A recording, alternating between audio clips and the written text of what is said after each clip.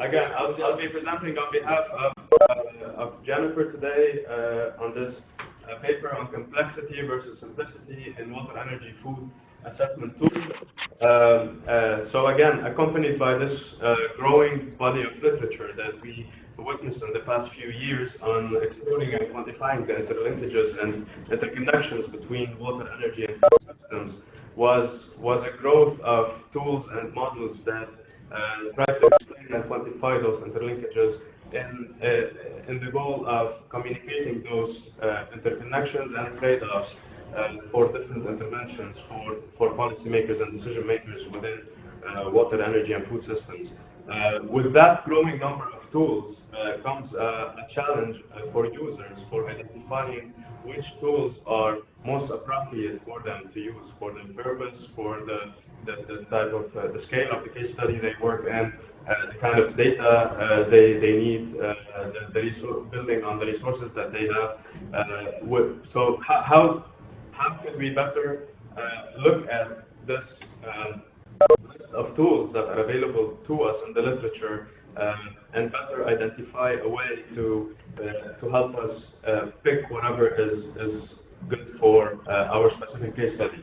So what this paper specifically tries to identify is some key factors that contribute to a complexity versus simplicity of the tool. So one of the main objectives will be to defining that complexity in context of criteria that contribute to that metric. And the second would be developing that index and developing a quantification to the different tools and their level of complexity based on the developed criteria. And the third objective will be to visualize the complexity, that spectrum of complexity and simplicity of tools within the context of the different purposes and different methodologies that these tools adopt. So to give you a quick overview of the methodology, we looked at the literature at the tools that were published in the past 10 years, covers at least 2 out of 3 of the water, energy, food components, and are available online as of May 2018. So we ended up analyzing and looking at 8 tools that are cited and currently used in the literature, and we looked at 8 criteria to identify the complexity of the different tools. So we looked at data accessibility, user friendliness of their interface, open accessibility, data granularity, the data input requirements for different tools, how much training they require, as well as subject matter expertise needed. And a lot of these criteria were inspired from the system usability scale for assessment models, which is one of the commonly used scales for assessing the usability of different models and the user friendliness of those models. So one thing we did was develop a scoring index for these criteria and looked at different tool purposes and tool methodologies according to the United Nations Development Group, SDG. So what they have done is that they have looked at different categorized tools according to different purposes, looked at diagnostic tools, scenario building tools, capacity building tools, etc., as well as different tool methodologies. So based on the criteria that we developed, we quantified those complexity indices, and again, within the context of also understanding what is the purpose of each of these tools, what is the methodology that they have been using, and the scope they cover, and map those against the different tool purposes and methodologies. And one of the things that doing such a mapping would help is identifying some gaps in some of the categories of tools.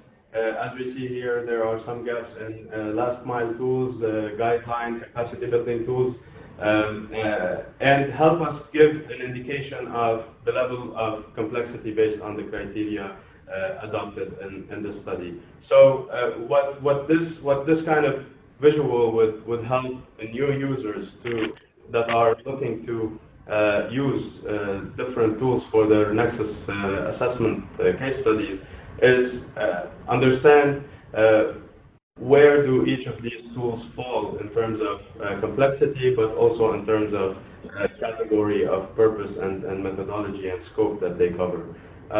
So some of the key messages that come out of this paper were that higher complexity is not necessarily does not necessarily mean more superior, and lower complexity does not mean that it's better. There are different uses for different types of tools. There are trade-offs for using those different types of tools, which cover different purposes and have different levels of simplicity and complexity. Simpler tools require lower data needs, are good for rapid assessments, are good for quick policy responses, so we are able to quickly identify certain trends and certain trade-offs with limited resources and limited time, and they could play a major role in identifying hotspots and early initial assessment stages of different resource hotspots. More complex tools do require more time, more resources, and more capacity, but also are more capable of addressing more detailed, more granular questions that also are needed in certain cases. Moving forward, there's a lot of tools that are out there that we could leverage and build on. So increased coordination, collaboration to avoid repetition of methodologies and tool development is one thing that is important to be aware of, so that we don't end up recreating those tools every time anyone wants to work on an exercise study. Thank you. Thank you, Basil. I urge all the speakers to stick to 5 minutes, otherwise we're going to be here having a long night. The first Q&A is to really, we divided the Q&A so that people are interested in the modeling, they don't have to stay with their questions, burning questions till the end. So this is the first Q&A, and I'd like to suggest that we take the first set of questions from the live audience here at AUB, and then we'll move to the live audience at Texas A&M Energy Institute, and we'll take a couple, one or two questions depending on the time from the WebEx guests. And I promise, and I'll make this clear, that all of the questions that are posed on the chat will be addressed by the speakers. So this is a promise that we will be, so if you have a question that we didn't have a chance to really respond to you, please log in and pose your questions there, and we promise to log those, and we'll be responding to all of the questions. So any questions from the live audience here at in AUB?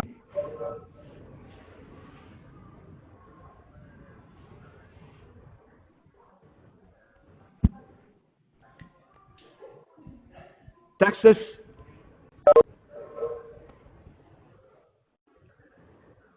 You want to go ahead?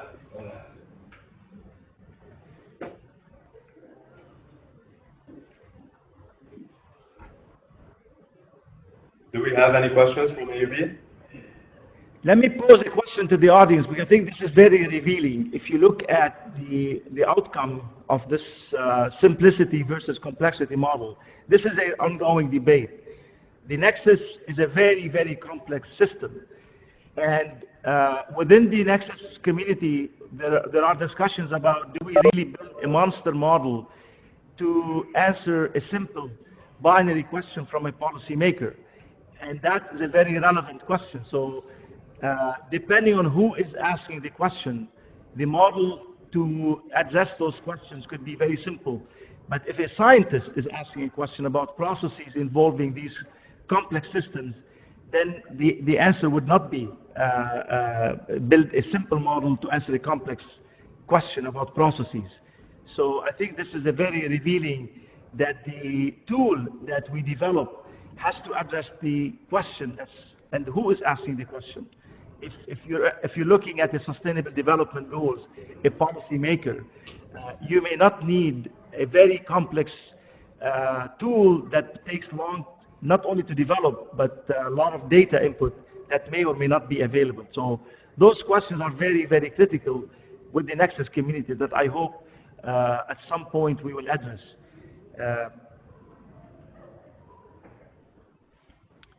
Any questions that from the, if no questions from the audience, WebEx, I would move to the second set of